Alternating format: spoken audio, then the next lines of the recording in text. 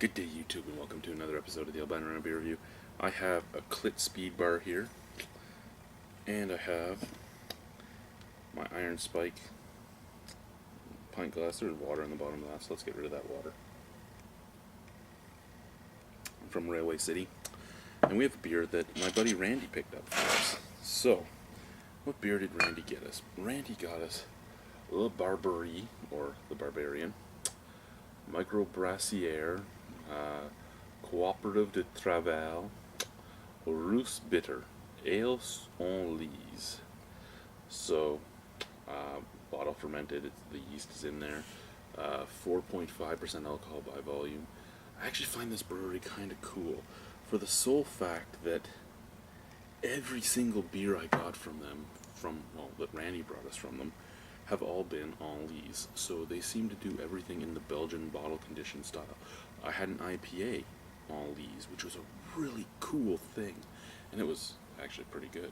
So, does this have a bottling date on it? The last one did. Bottled January 24th, 2013. Okay. But it's a red bitter, so five months shouldn't be that bad on it. Lots of smoke, and it's bottle conditioned, so it shouldn't matter. Let's just hope this pours better than the last one. The last one I had in my Duvel glass, and it was a good thing because the head was unnecessary, shall we say. So we're going to pour this one really slow because of the last Barbarian beer we had.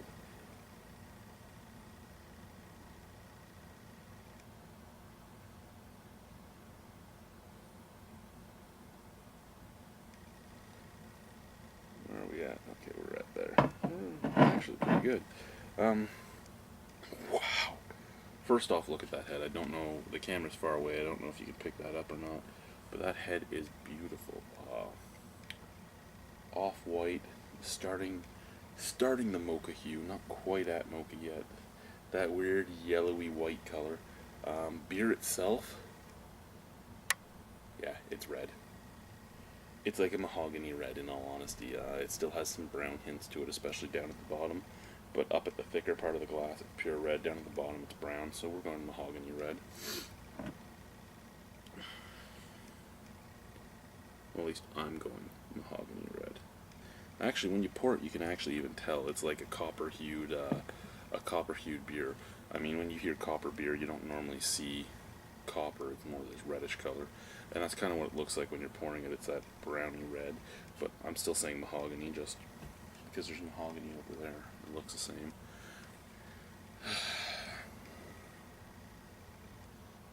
Ooh.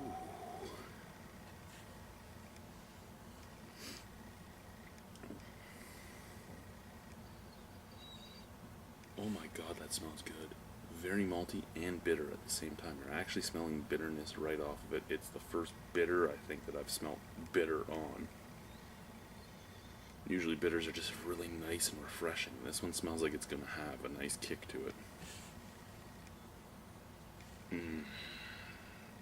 A lot of malt, a lot of sweet malt. Smells like some caramel and some chocolate malt.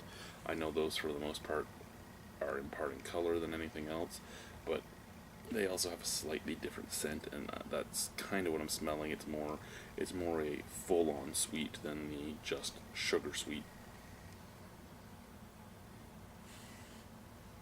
The bitter, I couldn't tell you what it is. It's just there, and it's assaulting my nose.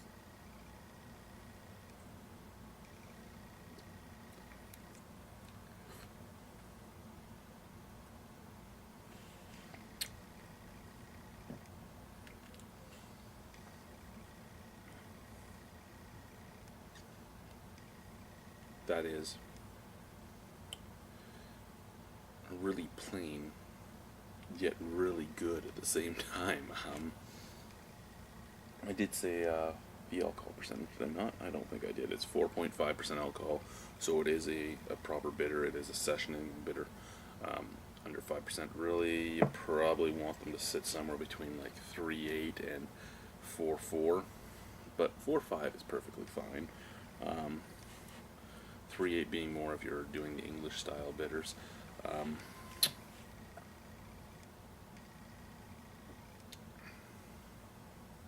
But taste, very simple. Nice, sweet malts, a little bit of caramel, and a little bit of coffee flavor, giving you mostly the black coffee bitterness on the background.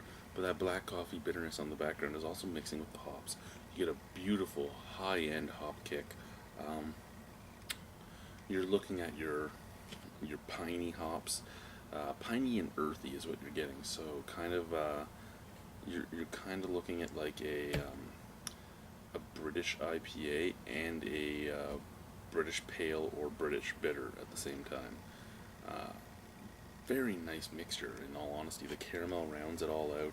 The coffee just supplements the bitterness from the hops and makes it so that it's not all hop bitterness you're getting. It might be too much for the average drinker. I mean, you're not going to get somebody that drinks Coors Light to enjoy this, most likely, right off the bat.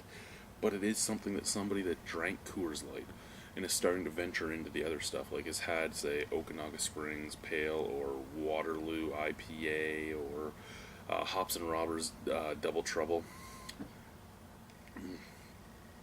Big Mouth from Hop City, any of those like introductory beers and enjoyed them, they could take the next step and go to something like this, and it wouldn't be something that would overpower them. As a full-on craft beer drinker, this is plain, but very refreshing and very tasty, and not something that you're going to be angry that you had to drink. It's going to be something you respect and something that you enjoy, well, that I respect and that I enjoy, and you may as well, or you may not. We all have that ability to be different, which is a great thing. If you do get a chance to try this, please let me know what you think of it, but I'm going to continue this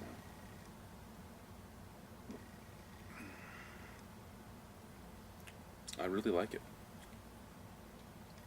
Randy, thank you so very much for finding this for us. We still have 3 beers from this brewery.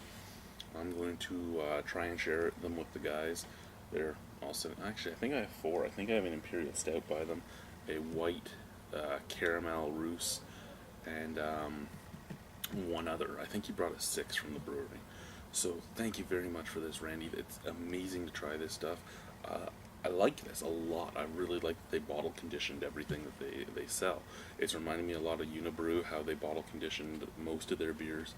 Not all of them, but most of them. The only thing this is missing is maybe a little bit more sweetness, and it would have been perfect. Probably one of the better bitters I've actually had, but I mean, I don't actually go out looking for this style. In the 24 to 2600 beers we've tried, I've probably had 30 bitters. This is probably in the top 3.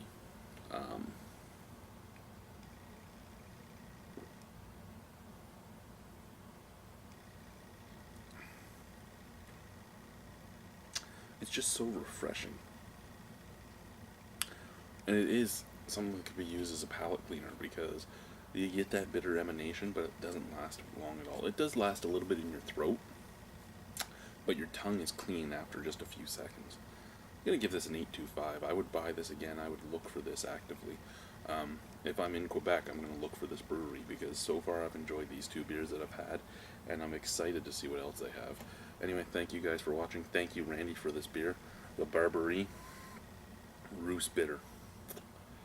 I guess it's time to chug. I don't know if I can chug. My belly's getting full. I had some Texas hen tonight, which is chicken breast stuffed with pork loin. And it was splendid.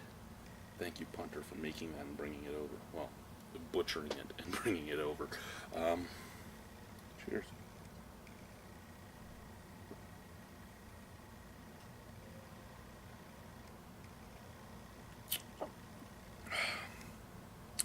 That wasn't that the beer was bad.